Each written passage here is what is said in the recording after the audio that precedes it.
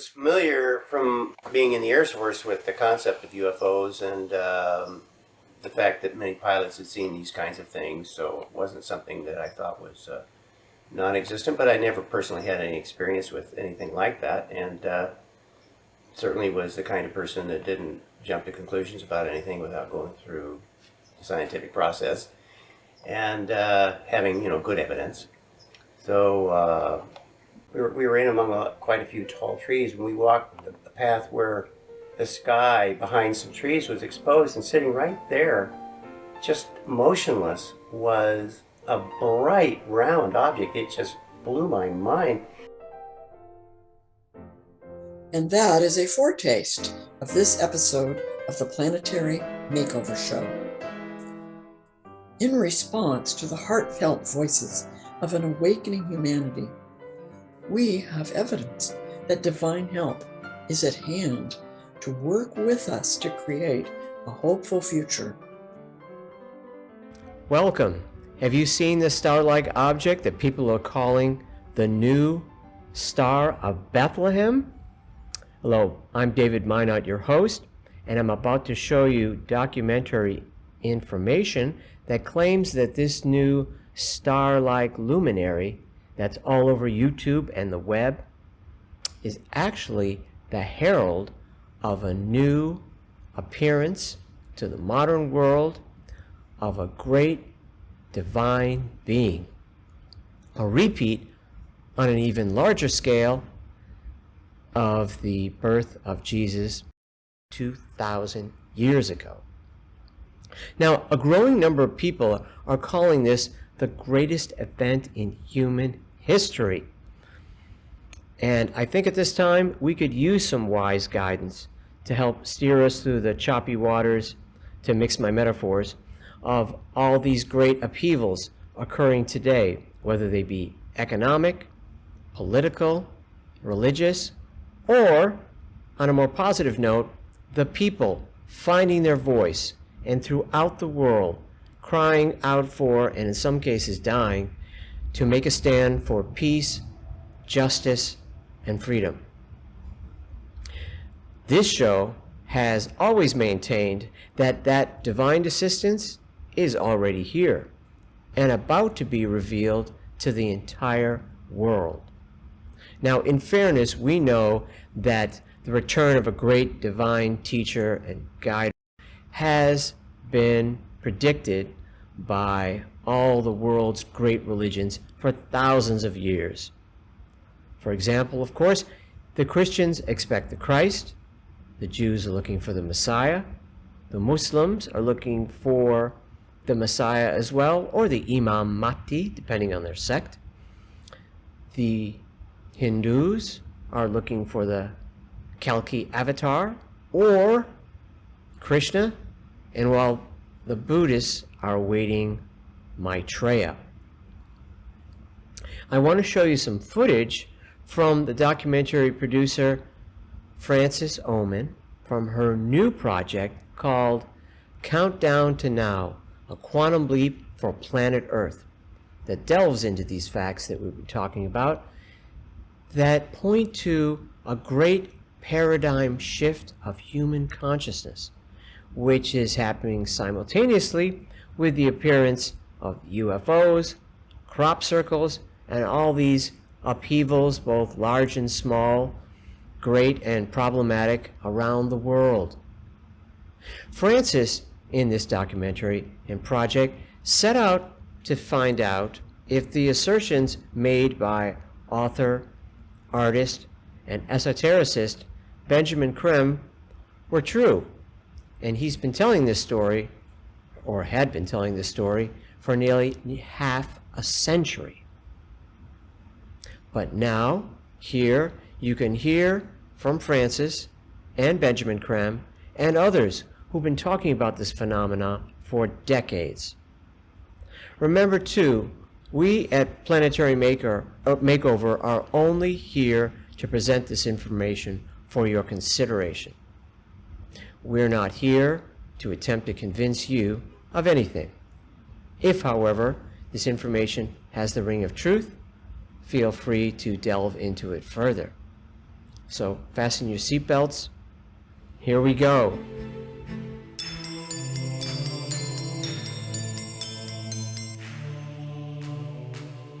I came back from a trip with my family one day.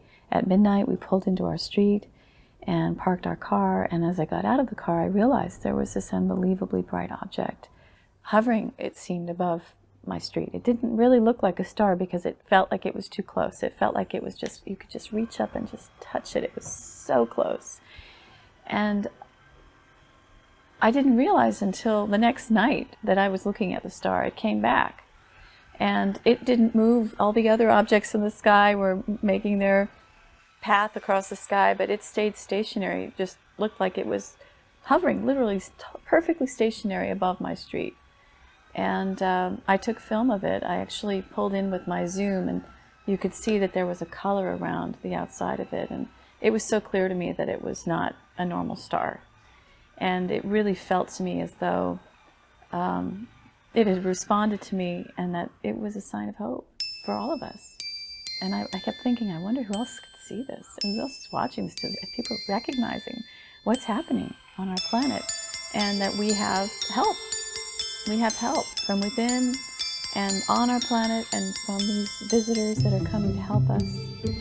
And I think it portends great, great change in such a positive way for this planet.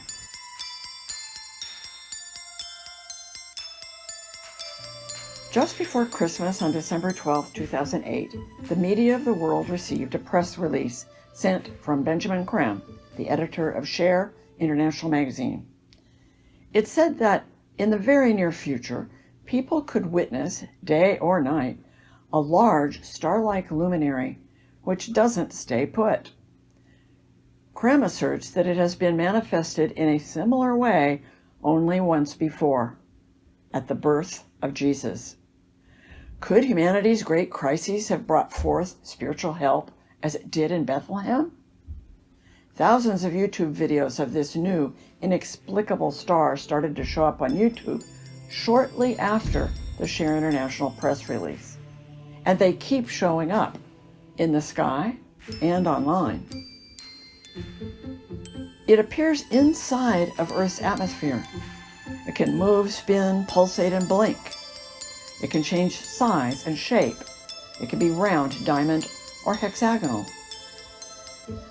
It can change its position in the sky. It can get closer, and it can recede at speed. It is very bright, and sometimes the only star visible. It can radiate bright colors, often in quick succession. Mr. Creme writes that enlightened beings on other planets are very worried about our planet, and that with their superior love and technology, as they did before in Bethlehem, they are now doing it again. This time there are 4 of them, placed around the planet so every eye can see them.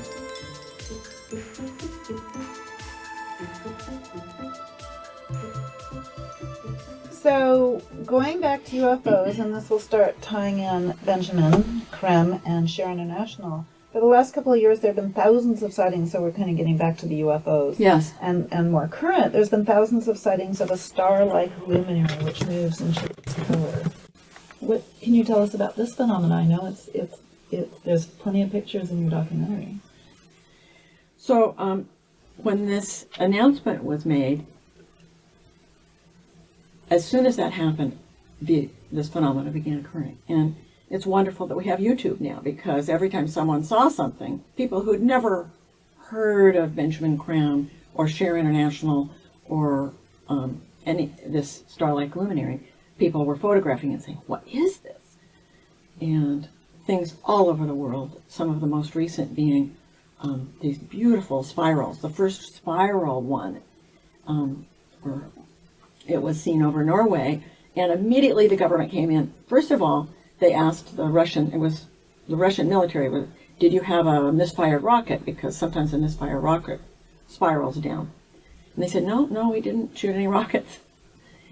And within hours, CNN and Fox were saying, no, it wasn't. It was a misfired rocket. And they had stock footage from the government of what a misfired rocket looks like, which, first of all, is quite different. Open Minds magazine has a beautiful spread on that, showing the difference between a failed rocket that spirals out of control and one of these spirals. But Benjamin Creme, when asked, well, was this one of the stars? He said, yes, it was, and there'll be more. And indeed, there was another one identical to that over Australia, and another one over Canada, I believe. And then the most recent amazing one, with all of the activity that's happening in the Mideast, was in the old city of Jerusalem, over the Dome of the Rock on Temple Mount, which is a holy site. a huge UFO was right over it. Now, there's a understanding from airplanes and satellites, everything, that nothing can go over it. It just could never happen. And so here was this beautiful UFO, and people photographed it with their cell phones. This is the cool thing. It's like, we can't really hide these things anymore.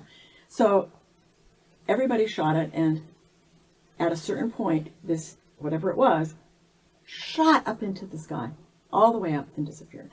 And it was all over YouTube and all over the news. So the media is having to cover it, but it is interesting to see. Now, I haven't seen a disclaimer from the government coming in on that one yet, but usually they're there very quickly.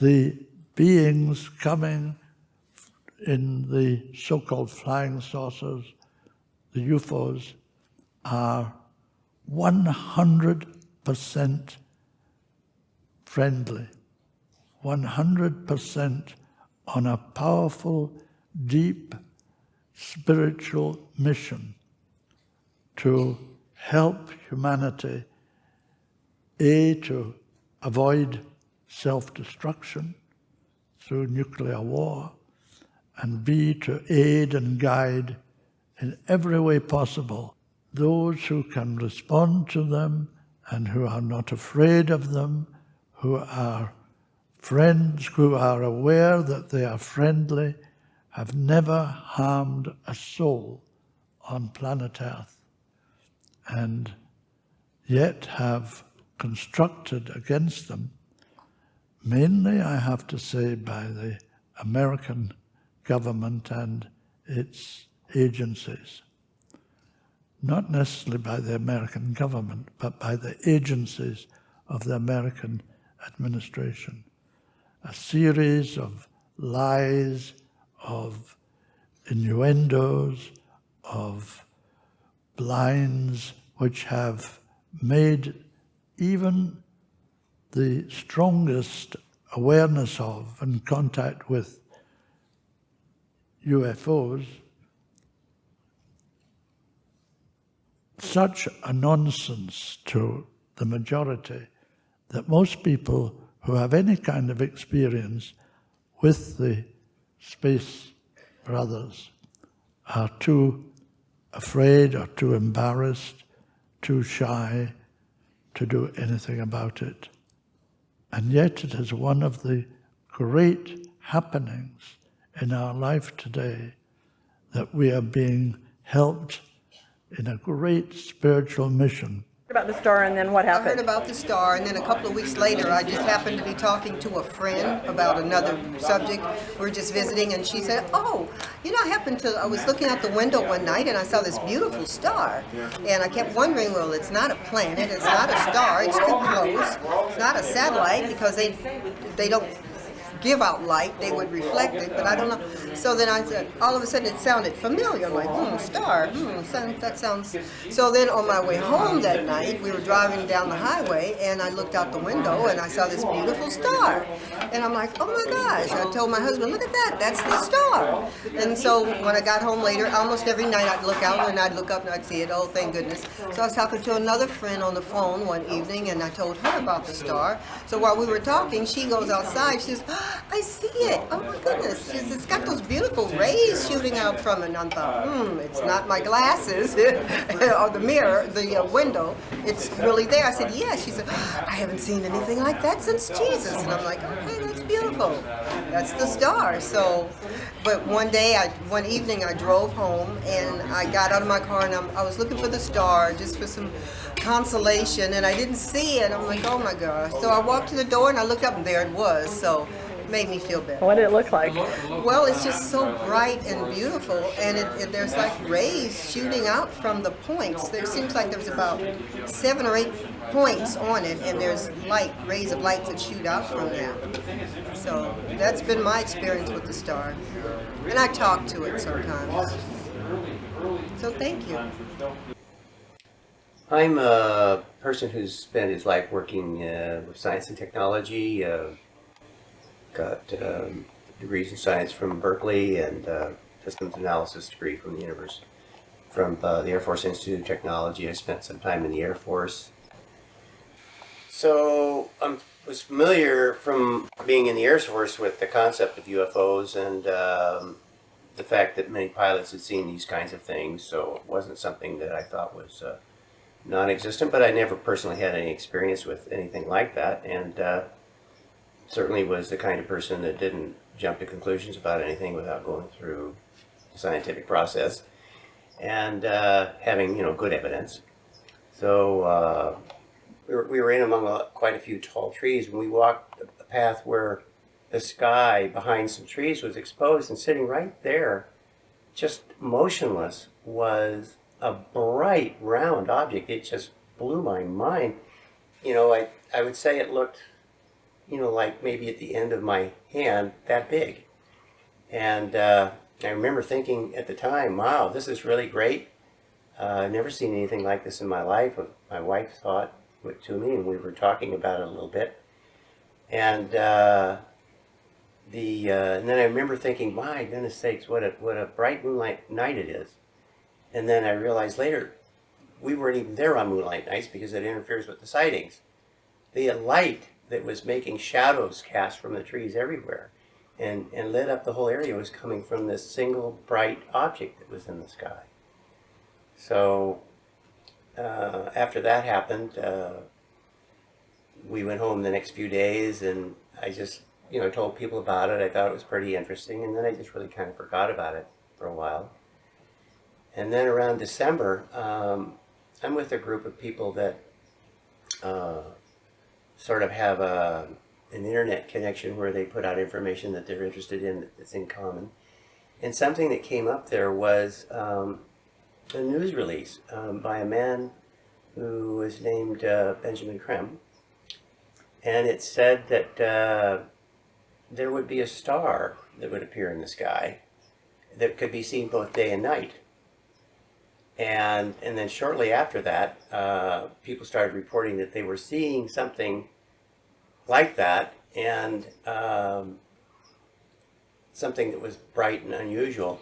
And I immediately thought back about that object that I saw before this news release even came out, and it fit exactly the description, and also matched some of the pictures that ended up showing up on some websites and on YouTube and so on that people were getting in the few months after that news release came out.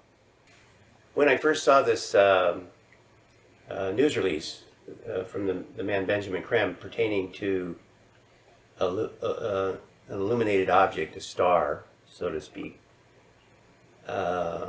it also talked about the symbology of this, which they had said that this was a herald, that there was a herald of the return of the Christ. It was related to that event.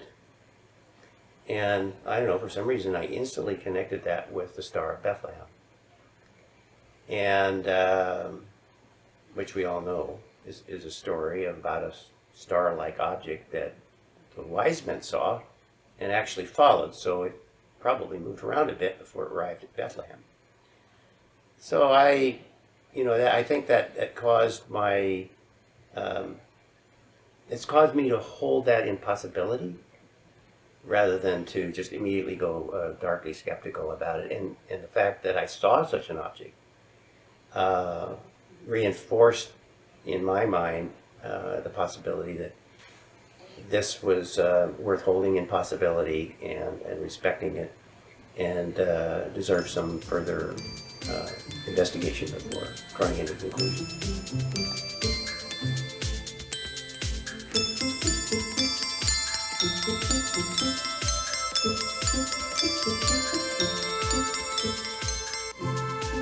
Well, now that you've seen some more information about this stunning and fascinating phenomena, I'd like to share some experiences that individuals have had. I'm going to start with myself, since I've been tracking this phenomena, the Herald of Maitreya, since it first appeared. Now, I saw and read the same press release that you just saw back in December of 2008, and I was eagerly awaiting the appearance of these craft after that, and was kind of impatient and disappointed right up until Christmas night, where I thought I saw it, but my brother-in-law was telling me it was Venus.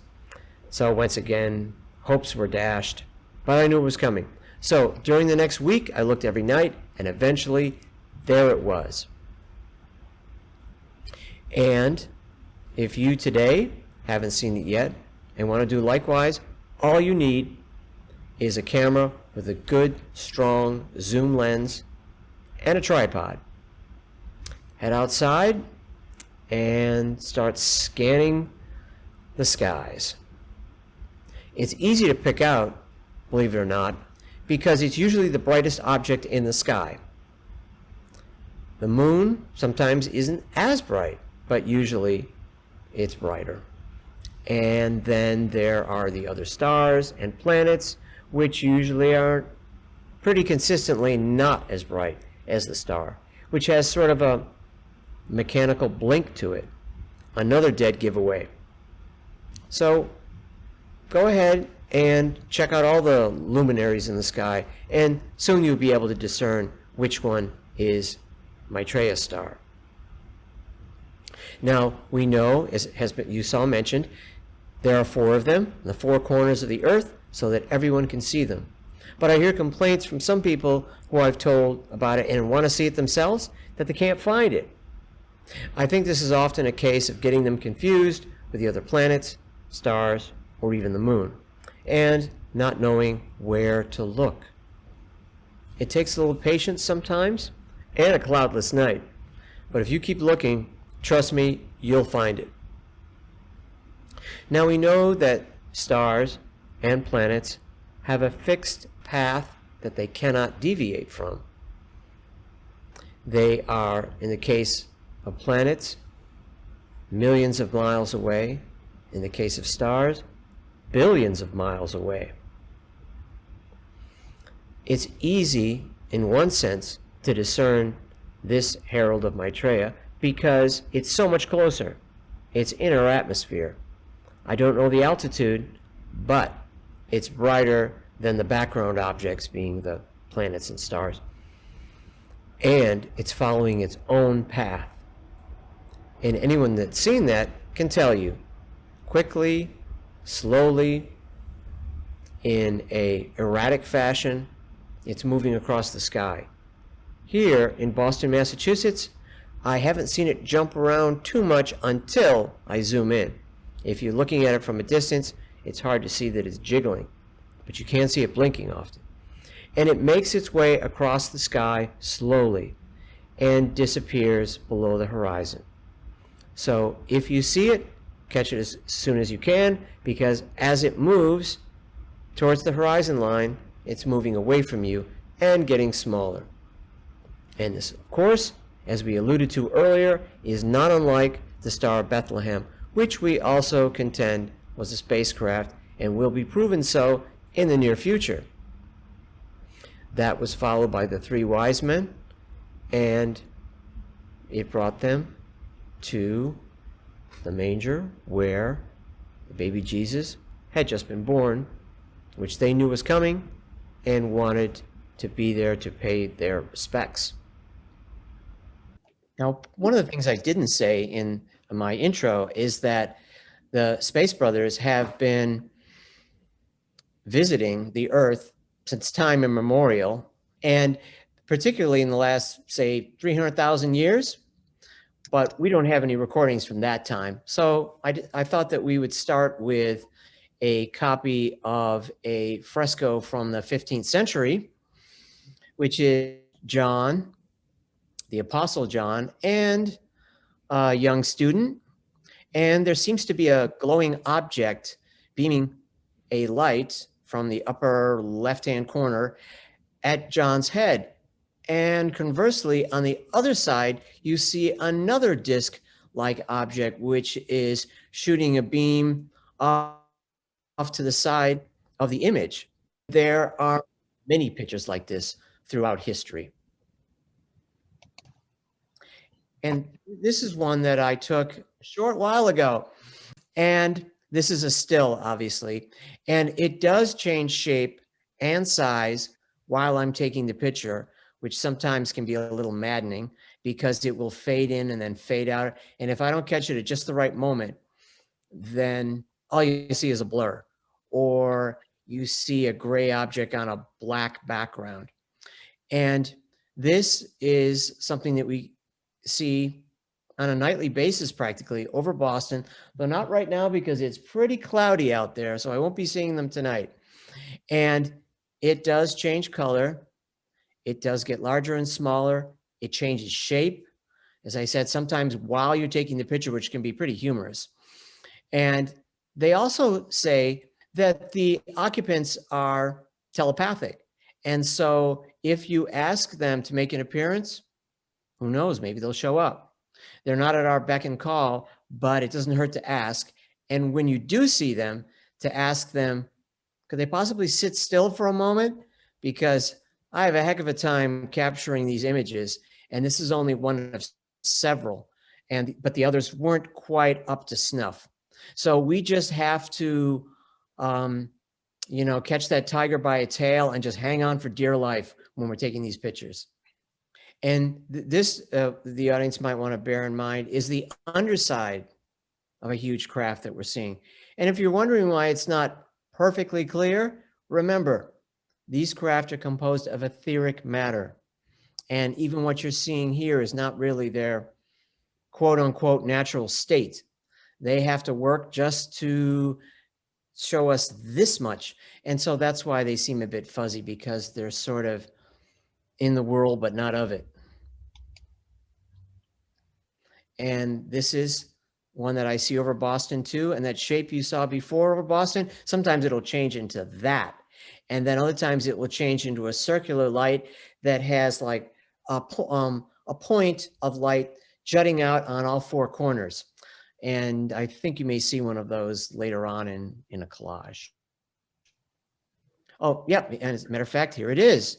Though I wasn't quite able to capture it in this image. One of the ones closest to that would be at the bottom in the center. That bottom center one was one of the first pictures I ever took in January of 2009. All the rest came much later.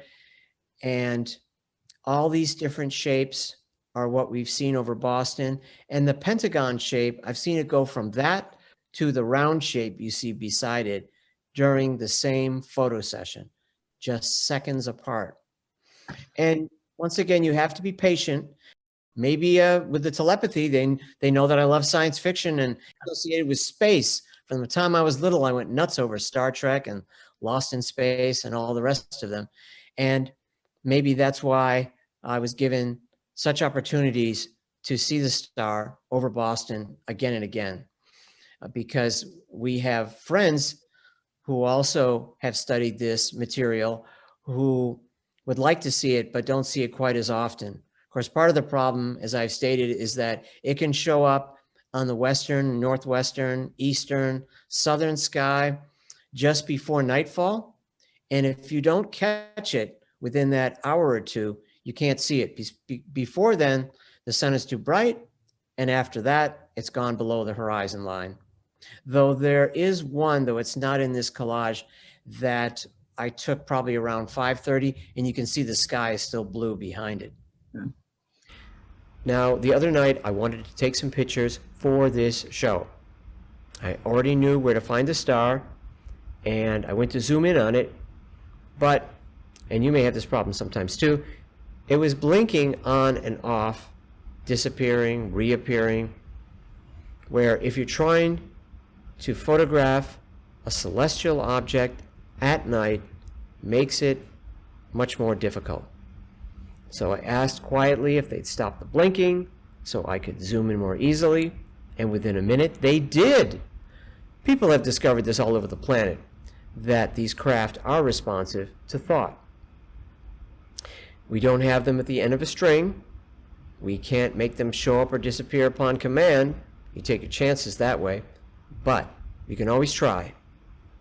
If you haven't seen it, ask for it to appear so you can take pictures of it.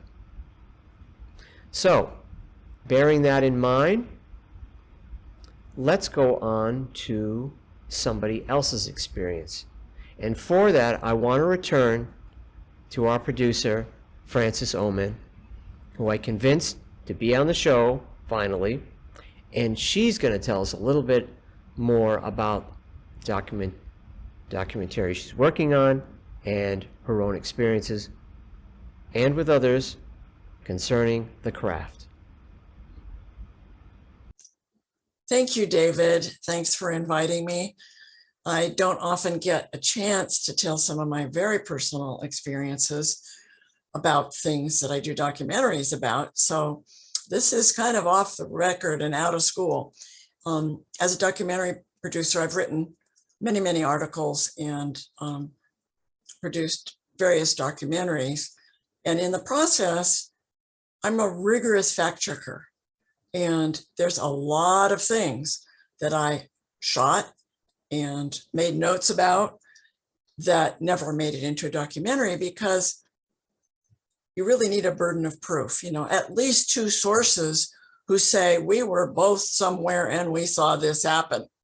Then you start getting a weigh-in on things. But some of the experiences that I've had, there wasn't that. That was just kind of me and the person having this happen. So the first story I want to tell is I was lucky enough to be at a meditation conference for 3 days with Benjamin Krem and a lot of people who love meditating. And so we had an opportunity with him at one point to ask him questions. Well, this was after the press release had come out, and most of the people at the conference had been looking at the sky. Many people had been seeing what seemed, given what was explained about these UFO stars, seeing them and taking pictures of them. But, there's always doubt, and for me too.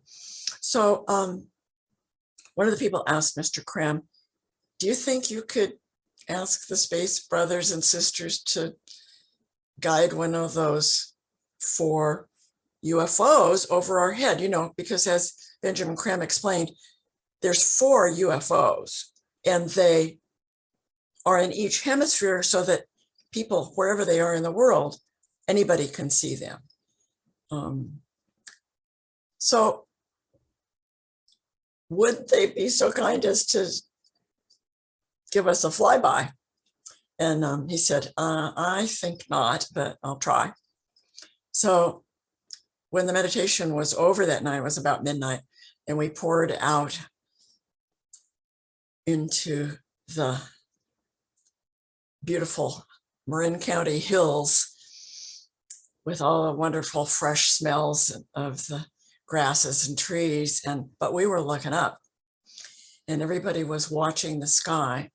Each part of the sky was sort of like, wasn't purposeful that we were checking every part of the sky, but suddenly someone said, there it is. And so everybody looked, and suddenly there was something that blinked on quite strongly, and it was a lot bigger than any of the other stars. And I was there, and I looked, and it seemed to pulse a little bit, but mostly it was just solid. So we watched it for, I don't remember really, a minute or two. And suddenly it just blinked out and it wasn't there anymore. So the next day when we reconvened, of course, everybody couldn't wait to ask Mr. Krim, was that it, or were we seeing things? And he said, well, actually, I asked Maitreya if he could ask the Space Brothers, since, they had created these spacecrafts in cooperation with Maitreya to assist in creating interest in something that would herald his emergence as the world teacher. And he said, that's exactly what you saw. So I do have another experience too. In the video that you saw earlier, the very first shot of the lovely woman who talked about coming home from a camping trip and seeing this brilliant star up there. When I was interviewing her about that, there is something that I did not include in my documentary. I mean, I'm still working on the documentary and I have plenty more to go with all of the events that are happening in the world that were foretold by Maitreya to happen as an awakening and light shining on the problems of humanity, and people in the streets demonstrating in every domain, because why would people demonstrate if they didn't think it was even possible that massive changes could happen? And so I took Lisa out behind her house and I said, listen, I know you've told me privately that you've been asking the Space Brothers to do things, to move spacecraft around, and that you feel like you're actually communicating with them. And it's nothing I could document, I don't think, but if I set my camera up right here on my tripod facing right at that pine tree over there, can you ask one of them to guide their spacecraft behind the pine tree so that it's in the picture on my video? Because obviously if it just appeared somewhere, I mean, there's no way I can't tell you how many great shots I've gotten in my life of me quickly trying to find something by moving towards it. So anyway, I was very stationary. So she meditated kind of, and then I was rolling tape, and all of a sudden this beautiful pink craft of some kind went right behind the tree. And when I got back into the studio and looked at it, it was going faster than I thought. It seemed slower when I took the picture, but went pretty fast. And it was just this pink streak, and it didn't really prove anything, except that to me, it proved once again that whatever's going on, there's seems to be responsiveness. So I always suggest, so does David, other people, for people to get out there and see if you can find it, or see if you can ask for it to appear and see what happens. There's millions of these photos all over the internet. We're actually privileged to have another interview on the show. It's going to be by phone. There's another journalist, William Allen, who's really kept up with how the US government has been suppressing all of the documentation about UFOs and conversations with people from other planets. Well, yes, this whole thing is pretty controversial, but they're really ignoring it. And there's a whole lot of facts out there. And I wonder who's suggesting they keep quiet about it. It's not for me to say. Looks like we have William Allen on the phone with us, and he is a journalist in Northern California who has been following this story about UFOs for how long, William? Hello, nice to be with you. Oh, for more than 10 years. So I'm interested in all of these cover-ups, and I could think of reasons why the government might not want their voluminous records of sightings that I've heard they have, why they might not want them public. What's your take on this? What have you been hearing? Well, there are a number of reasons. If you were to talk to probably somebody from officialdom, they would indicate that they have to keep these things classified because they don't want our adversaries learning about the sensory equipment that we have and what can be picked up. So it's sort of a Cold War paranoia that is left over from the 50s and 60s. And that has been a predominant motif for the secrecy. But I really personally think there's a much deeper reason for that, and that is that we do have visitors here from other planets, and the reason it's so hush-hush is because at the very highest levels, officials are worried that the revelation of this could lead to chaos and disruption in various major political, economic, social institutions, even religious. And so they're keeping a lid on it precisely because they want to control the narrative of what it is that's going on. So we get these little drip drabs of information, the latest being the UAP task force, which was a big step forward. But ultimately, they're probably working to keep a lid on the whole thing. So UAP, what is UAP? The unidentified UAP is the term that the government has adopted, unidentified aerial phenomena, and it's the term that the government has adopted to replace UFOs, which has so much baggage and stigma attached to it. Wow. So I have seen, it seems like I've seen some government reports about UFOs over military establishments. Is the government, they seem to be admitting that they've seen something over military establishments. Of course, I mean, in my documentary, I've interviewed people from various different Air Force and other military people who have seen them and have communicated with people there. And they're retired now, so they can speak about these things. But why is the government only looking at the things around military sites? And what have you heard about that? Well, to correct you just a little bit, the government has not officially acknowledged that UFOs have appeared over sensitive nuclear weapon sites. That is, as you say, former Air Force officers. As a matter of fact, there was just a press conference in Washington just a couple of months ago that was organized by former ICBM targeting officer by the name of Robert Salas, and he brought together 3 other former Air Force officers, and they testified about the experiences that they all had in the 60s and 70s when they were missileers, and how UFOs would show up over their missile bases and disable groups of missiles at a time.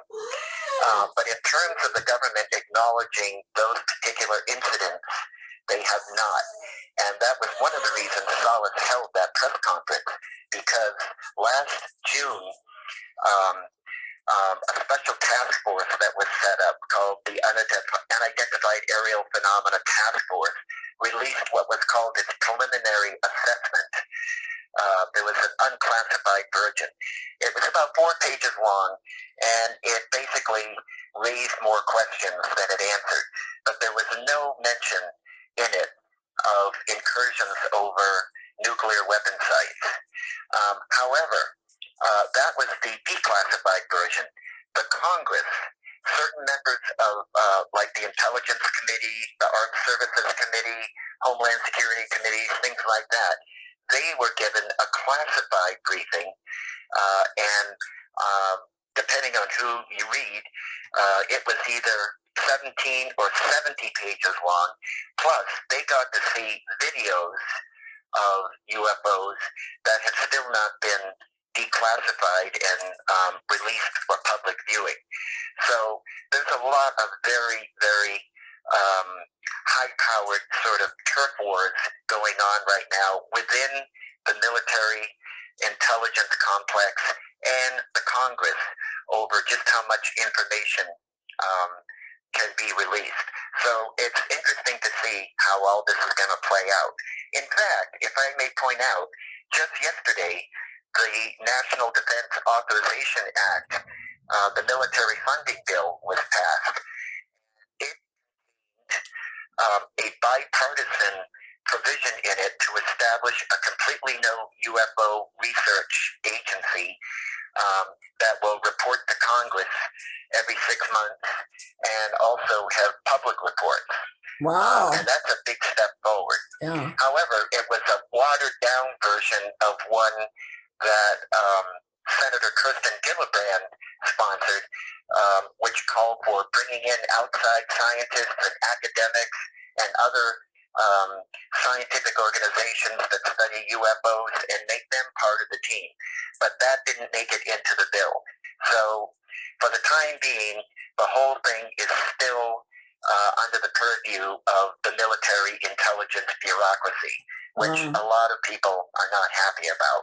Yeah. However, now that the Congress, certain members of Congress are dialed in to what's really happening in terms of what is being seen out there, at least by military personnel, they're probably going to be keeping a close eye and demanding transparency. So we'll just have to see how it works out.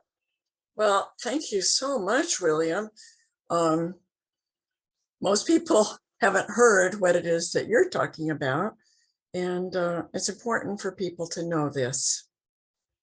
Oh, absolutely. I mean, it's one of the greatest stories of all time. And the fact that for 70 or 80 years, this has been kept quiet, kept hidden from the public, it's just outrageous.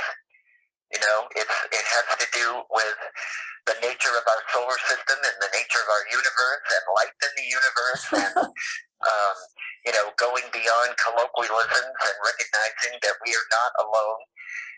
There's just a lot of power plays and a lot of people involved who think that the revelations of the truth could cause them to lose power and control over the populations. Yeah, I mean, if these that's people, a very nefarious reason. Yeah.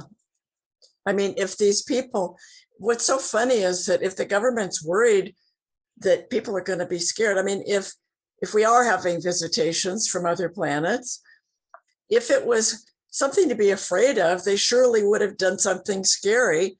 The only thing I've heard about is that they've disabled some nuclear missiles, people who, well, there's so much more we could go into. There's not time right now to go into all of it, but aren't there other countries, though, who have been much more forthcoming about acknowledging this and even giving at least limited documents that they're putting out to the public? There are a few. Peru comes to mind.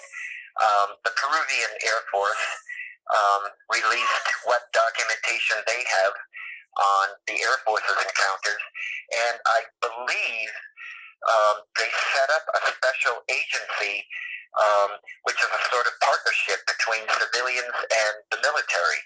And so the military is openly taking sightings reports from the civilian sector.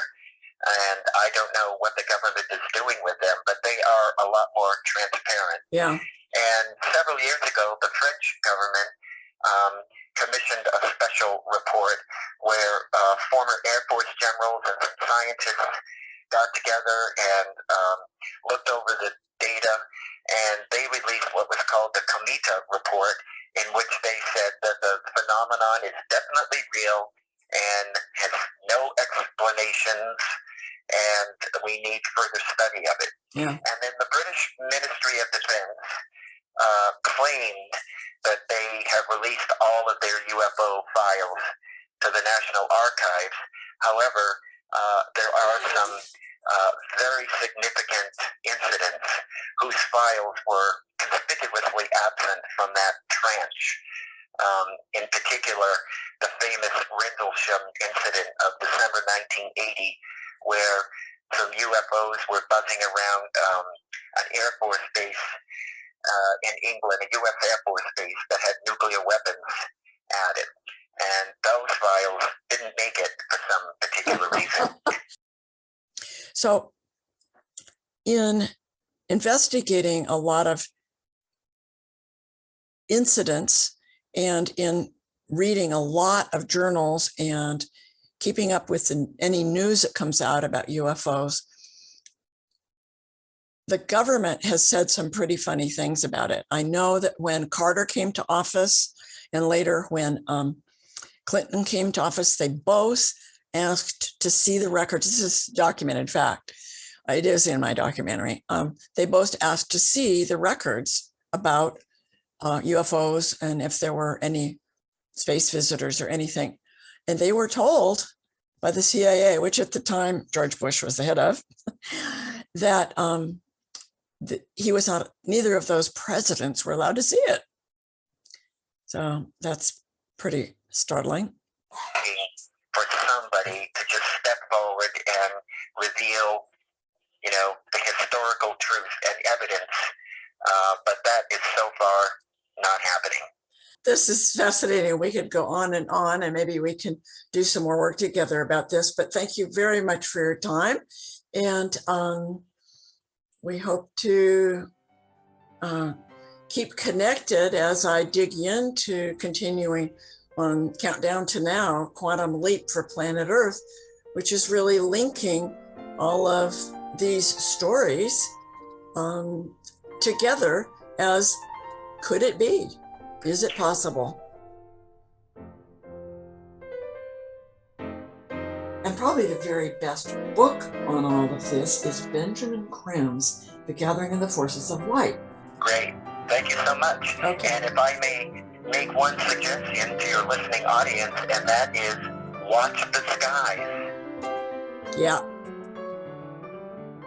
Great. Thank you. Thank you so much, William. That's all we have for tonight, for today, for this morning, depending on when you're watching this. And we hope to see you in the next episode. And in the future, we'll be exploring this topic again. There's much more to cover. So stay tuned and share it with your friends. Thank you. Visit us on Facebook at #Planetary Makeover. This show has been a production of planetarymakeover.org. At our website, we have a link to our bi-weekly live show at 5 p.m. Mondays, Western Time, and 8 p.m. Eastern Time. At our website, we also have a link to our archives and a selection of our shows. For more background info, visit www.shareinternational-west.org. That's shareinternational-west.org. For related books and DVDs and CDs by Benjamin Crem on the emergence of Maitreya, the world teacher, please go to share-ecart.com.